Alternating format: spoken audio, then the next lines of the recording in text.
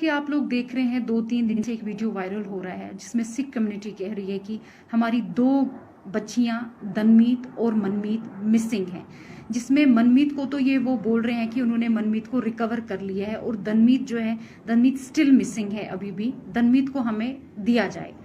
और उनकी जो स्टेटमेंट हुई है वो गन पॉइंट पे हुई है, बल्कि ऐसा कुछ भी नहीं है। दनमीत मैं हूं, मेरा मसला आज का नहीं है। मैं 2012 में कन्वर्टेड हुई हूँ। 2014 में मेरे निकाह हुए हैं मेरे बैचमेट मुजफ्फर के साथ, जो मेरी और उसकी रजामंदी से हुए हैं। उसके बाद 6 जून 2021 में अपने घर से निकली। मैंने अपने घर में कॉल भी किया कि मैं अपनी मर्जी से निकली हूँ, मुझे ढूंढना नहीं। और विद इन 2 घंटे में पुलिस ने मुझे लोकेट कर दिया और सदर पुलिस स्टेशन बागात ले आए, जिसमें ऑलरेडी पूरी सिख कम्युनिटी और मेरी फैमिली वहां पर थी। उसके बाद एसएचओ ने मेरा स्टेटमेंट लिया, जो मेरा स्टेटमेंट सिर्फ ओरल ले रहा था। मैंने उसको ये बोला, आप मेरा स्टेटमेंट रिटन कीजिए, आप जो मैं बोल रही हूँ आप रिटन कीजिए। मैं उनको ये बता रही थी 2012 में मैं कन्वर्टेड हुई हूँ, 2014 में मेरे निकाह हुए हैं, मेरे डॉक्यूमेंट्स हाई कोर्ट के हैं, आप एक बार डॉक्यूमेंट्स चेक कीजिए मेरे। और इतना सब कुछ सुन के भी लड़के को लॉकअप में डाला गया था, उसके ऊपर एक्ट्स और चार्जेस लगा दिए गए थे। मैं उनको बार बार बोल रही थी कि मेरा 2012 में कन्वर्टेड हूं मैं 29 ईयर ओल्ड गर्ल हूं। मैं एक छोटी बच्ची आपने पकड़ के नहीं लाई कि आप मुझे मेरी फैमिली की ओर हैंड ओवर कर रहे हो। वो उन्होंने मेरी फैमिली को बिना कोई मेरी स्टेटमेंट रिटन किए हुए मेरी फैमिली को मुझे दे दिया। मैं बार बार उनसे ये कह रही थी कि प्लीज आप मेरे डॉक्यूमेंट्स देखिए। उन्होंने मेरे डॉक्यूमेंट्स चेक भी किए, स्टिल उन्होंने मेरी फैमिली को मुझे हैंड ओवर कर दिया। और उसके बाद ही नेक्स्ट डे 7th को मेरी फैमिली मुझे यहां से जम्मू ले गई। और जम्मू जाते ही क्या हुआ, जम्मू जाते ही वो लोग मुझे पंजाब ले गए। पंजाब में मेरे को अलग अलग फेडरेशंस मिलने आ रहे थे, वो मेरे को ब्रेन वॉश कर रहे थे। वो वहां पर मेरे को ये समझा रहे थे कि आप जो स्टेटमेंट है वो अगेंस्ट देना, लड़के के फेवर में नहीं देना। मैं वहां पर भी सबको यही बोल रही थी कि लड़के ने मेरे को कोई किडनैप नहीं किया है, मैं अपनी मर्जी से आई हुई हूं। हमारे पास हाई कोर्ट के डॉक्यूमेंट्स है, आप वो देख सकते हो। लड़के के ऊपर जो भी एक्ट्स लगे हैं वो बेसलेस हैं, फॉल्स हैं, क्योंकि ये सब मेरी रजामंदी से हुआ है। हमारे जो डॉक्यूमेंट्स है वो हाई कोर्ट के डॉक्यूमेंट्स हैं। इतना सुनने के बाद भी उन्होंने मुझे कहा नहीं ऐसा नहीं हो सकता है, हम आपको उनके पास वापस नहीं भेज सकते हैं। मैं उनको बार बार कहती थी आपने कोई 16 साल की बच्ची पकड़ के नहीं लाई है, मैं एक मैच्योर गर्ल हूं और मैं एक एजुकेटेड गर्ल हूं। इतना सुनने के बाद भी वो मुझे यही थ्रेटनिंग दे रहे थे कि अगर आपने ऐसा स्टेटमेंट वहां पर दे दिया जो स्टेटमेंट लड़के के फेवर में होगा, तो हमारे शूटर्स वहां पर बाहर आपका वेट कर रहे होंगे, आपको निकलते ही शूट कर दिया जाएगा, या तो वैसा नहीं अगर हम करेंगे एसिड अटैक तो आप पे हो जाएगा, या हम उनकी फैमिली पे एसिड अटैक कर देंगे। वो मुझे थ्रेटनिंग सीधे दे रहे थे मेरे फेस पे। उसके बावजूद भी मैंने उनको कोई वीडियो नहीं दिया। वो मुझे कह रहे थे आप हमें अपना वीडियो दीजिए, वो वीडियो हम कश्मीर में दे देंगे, कश्मीर का जज उस वीडियो पे अपनी जजमेंट दे देगा। लेकिन मैं उनको कह रही थी ठीक है वीडियो तो मैं नहीं दूंगी, अगर मैं स्टेटमेंट दूंगी, मैं जज के सामने स्टेटमेंट दूंगी, मैं वहां पर ही दूंगी, क्योंकि सब मेरी रजामंदी से हुआ है। मैं किसी बेगुनाह को नहीं फंसा सकती, क्योंकि ये सब कुछ मेरी रजामंदी से हुआ है। जब मैं घर से निकली मैंने घर में कॉल भी किया कि मैं किडनैपिंग नहीं है, आप लोग मुझे ढूंढना नहीं, मैं अपनी मर्जी से निकली हुई हूं। और उसके बाद भी उन लोगों ने मेरी बात नहीं सुनी।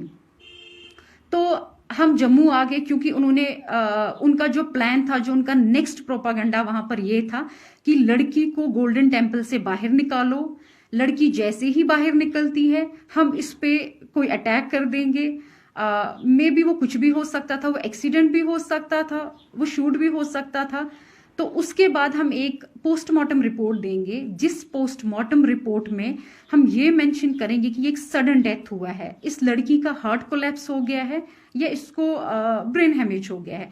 हम जो भी करेंगे हम बिल्कुल साफ सुथरा करेंगे। हम इसको ये बता देंगे इस पे सिर्फ इसका एक सडन डेथ हुआ है, आप लोगों को कोई कभी किसी चीज में नहीं पकड़ सकता है। और ये चीज मैंने सुन ली थी। मैंने अपनी फैमिली को मॉर्निंग में इंसिस्ट किया हम यहाँ पर नहीं रहेंगे, चाहे कुछ भी हो जाए, मैं यहाँ सुसाइड कर लूंगी, हम यहाँ से निकल जाएंगे। हम यहाँ से निकलते हैं, ठीक है जैसा आप बोलोगे, जम्मू में मैं आपको ये स्टेटमेंट दे दूंगी, बट मैं पंजाब में ये स्टेटमेंट कभी भी नहीं दूंगी। और उसके बाद हम लोग जम्मू आ गए। जम्मू आते ही जैसे हम एक दिन रुके, नेक्स्ट मैं अपनी फैमिली के साथ 6 जून से लेके 25 जून तक थी। 25 जून को मॉर्निंग में मेरे फैमिली में कॉल आया कि हम कश्मीर पुलिस से हैं, हम गेट के बाहर हैं, आप आइए। तो मेरी फैमिली में 2 बंदे बाहर गए, वो उनसे मिले। वहां पर जम्मू जानीपुर की पुलिस भी थी, ये नहीं था कि वहां पर खाली कश्मीर पुलिस थी, वहां हमारे घर के साथ ही एक पुलिस स्टेशन है, उनकी पुलिस भी वहां पर थी। उसके बाद वो मेरे रूम में आए, उन्होंने मुझे बोला मैडम चलिए, हमारे पास हाई कोर्ट के ऑर्डर्स हैं। वो ऑर्डर हमने देखे और सीधे पहले मुझे जानीपुर पुलिस स्टेशन में ले गए। जानीपुर पुलिस स्टेशन के बाद उन्होंने मुझे जानीपुर SHO ने मुझे हैंड ओवर किया कश्मीर पुलिस के हवाले। और उन्होंने को बोला, जब सब उन्होंने हाई कोर्ट के ऑर्डर्स देखे, हाई कोर्ट के डायरेक्शंस देखे, तो उन्होंने बोला आप लड़की ले जा सकते हैं। और उसके बाद ही हम आगे हम यहाँ पर पहुंचे, मुझे वुमेन्स पुलिस स्टेशन में रखा गया। वहां पर मेरे को ना कोई मिलने आया, ना मैं किसी से मिलना ही चाहती थी। और नेक्स्ट डे ही मेरे को सदर पुलिस स्टेशन से पुलिस की गाड़ी आई जो मुझे कोर्ट ले गई। और आप सब एजुकेटेड हैं, मैं खुद भी एजुकेटेड हूं, आपको पता है कोर्ट में कोई किसी को गन पॉइंट पे कभी उसकी स्टेटमेंट नहीं ले सकता। अगर ऐसी चीजें होने लगी फिर कोर्ट पे भी तो कभी हम यकीन नहीं कर सकते हैं ना, क्योंकि ये सब तो आपको पता ही है, कोर्ट पे कोई किसी को गन पॉइंट पे नहीं रख सकता है। और मेरे को जैसे जम्मू में लाया गया, मैं तो किसी से भी नहीं मिली, मेरे को तो वुमेन्स पुलिस स्टेशन में रखा गया। उसके बाद ही सुबह स्क्वाड आई, किसी को नहीं पता था कि मेरी हेयरिंग है, क्योंकि मेरी हेयरिंग ऑलरेडी 3 बार डिले हो गई थी, क्योंकि तीनों बार 6 से लेके 25 तक हम आउट ऑफ स्टेशन थे, हम जम्मू, हम पंजाब में थे। मेरी जो हेयरिंग है वो मिस होती गई। हाई कोर्ट के डायरेक्शन से मुझे यहाँ पर बुलाया गया, मुझे कोर्ट तक पहुंचाया गया। कोर्ट में जज साहिबा के सामने मैंने अपनी स्टेटमेंट दी, जिसमें मैंने उनको ये बताया है कि ये सब मेरी रजामंदी से हुआ है। मैं 2012 में कन्वर्टेड हूँ, 2014 में मेरे निकाह हुए हैं मेरे बैचमेट के साथ। उसके ऊपर जितने भी एक्ट्स एलिगेशंस हैं वो बेसलेस हैं, वो फॉल्स हैं। और उन्होंने मेरी स्टेटमेंट सारी रिटर्न रिकॉर्ड कर दी।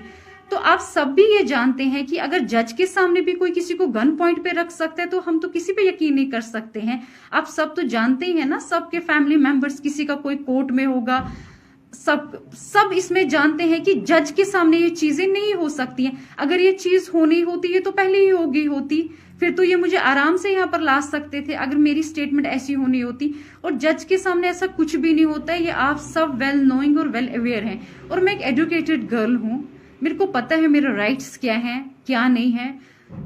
सो प्लीज आप इसको एक रिलीजन का मसला मत बनाइए, एक पॉलिटिकल इश्यू मत बनाइए, एक माइनॉरिटी किस्सा मत बनाइए, क्योंकि जो चीज अपनी रजामंदी से होती है इसको माइनॉरिटी में मत लाइए। क्योंकि मैं अपनी मर्जी से कन्वर्टेड हुई हूँ। और प्लीज मैं सबसे ये बोल रही हूँ कि ये 2 दिन और 3 दिन का मसला नहीं है, 2012 का मसला है। मेरे डॉक्यूमेंट्स पूरी सिख कम्युनिटी के पास है इस टाइम पर। मुझे समझ नहीं आ रहा है वो ये क्यों बोल रहे हैं गन पॉइंट पे रखा गया है। हम कोई छोटे बच्चे नहीं है, मैं कोई छोटी बच्ची नहीं हूं, मैं 28 ईयर्स ओल्ड गर्ल हूं। मेरे को कौन गन पॉइंट पे रख सकता है? ऐसा है कि ऐसा भी होने लगा, गन पॉइंट पे स्टेटमेंटें होने लगी, फिर तो मुझे लगता है हर एक स्टेटमेंट ऐसी होनी चाहिए। ऐसा कुछ भी नहीं है, मेरी हर स्टेटमेंट जो है वो मेरी रजामंदी से हुई है। मेरे को कोई दबाव किसी का नहीं था, किसी का भी मेरे को। इनफैक्ट अगर दबाव मुझे दिया गया वो मेरे को बाहर दिया गया कि अगर आप कश्मीर में आपने लड़के के फेवर में कोई भी स्टेटमेंट दी, हम आपको जिंदा नहीं रखेंगे, आप पे अटैक होने वाला है, उसकी फैमिली में होने वाला है, उसके ऊपर हो जाएगा। लड़के को हम कभी सेंट्रल जेल से नहीं निकलने देंगे। यहाँ पर तो वैसा मेरे को कोई थ्रेटनिंग नहीं था, मैंने तो फ्रीली अपनी सारी स्टेटमेंट यहाँ पर दी है। और प्लीज मैं आप सबसे ये बात बोलती हूँ, इसको प्लीज रिलीजन को बीच में मत लाइए, माइनॉरिटी को कम से कम बीच में मत लाइए, क्योंकि ये माइनॉरिटी का किस्सा नहीं। आप लोग प्रोपेगेंडा बना रहे हो, माइनॉरिटी में ऐसा हो रहा है वैसा हो रहा है, ऐसा कुछ भी नहीं है। मेरे को अपने राइट्स पता है, मेरे राइट्स क्या है। सो प्लीज आप ये चीजें मत इसमें कीजिए, माइनॉरिटी को बीच में मत कम से कम लाइए कि माइनॉरिटी को देखे हमारी बच्चियों के साथ ऐसा हो रहा है वैसा हो रहा है। क्योंकि बच्चियां बच्ची नहीं है, जो बच्ची 28 ईयर्स ओल्ड गर्ल है उसको तो सुप्रीम कोर्ट के ऑर्डर्स है, वो अपने राइट्स खुद चुन सकती है। Right to religion, right to marriage, ये तो आप सब नोएंगे इस बारे में। सो प्लीज रिलीजन के नाम पे ये दंगे फसाद मत करवाइए, ये डिमांड मत कीजिए वो मिसिंग है। मैं कोई मिसिंग नहीं हूं, मैं जहां पर हूं मैं अपनी मर्जी से हूं और मैं बहुत खुश हूं। सो प्लीज इसको रिलीजन का नाम और माइनॉरिटी का नाम मत बताइए। मैं कोई छोटी बच्ची नहीं हूं जिसको बोल कर ये करके ये चीज कराई जाए। फिर तो मैं अपनी फैमिली के साथ पूरा 25 डेज थी, जिसमें उन लोगों ने मेरी 3 हेयरिंग्स मिस हुई हैं यहाँ पर। और फोर्थ हियरिंग में जब हाई कोर्ट के डायरेक्शन से तब मैं यहाँ पर पहुंची हुई हूँ। सो प्लीज आप इसको माइनॉरिटी का किस्सा मत बनाइए, इसको इतना बड़ा पॉलिटिकल इश्यू मत बनाइए। जो चीज अपनी रजामंदी से हुई है उस चीज को प्लीज आप लोग पॉलिटिकल इश्यू और रिलीजन इश्यू मत बनाइए। Okay, thank you.